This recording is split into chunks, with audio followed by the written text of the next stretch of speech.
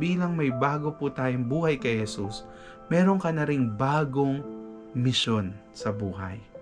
Noon, kala natin, ang buhay ay tungkol sa dami ng pera, sa pangarap natin, magkaroon ng bahay, kotse, at talagang yumaman. Inuuna ang pangarap. So, ngayon, nakilala natin si Jesus, nalaman natin ano nga bang saysay ng buhay. Kung hindi natin siya kilala, na mapapahamak lang pala tayo sa impyerno, ay nagkaroon ng linaw sa atin at nalaman natin ang real meaning ng buhay.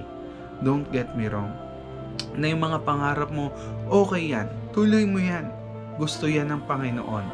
At higit sa lahat, kung ang purpose mo ay talagang maging channel of blessing, gustong gusto yan ng Panginoon. Huwag mong alisin yung pangarap mo. And at the same time, huwag mo rin kalimutan na isama si Lord sa mga pangarap mo. Dahil siya naman talaga mag-fulfill niyan. At siya talaga yung satisfaction natin sa buhay. And ipag-pray ho natin sa bagong mission na ito, Lord, ano ipapagawa mo sa akin?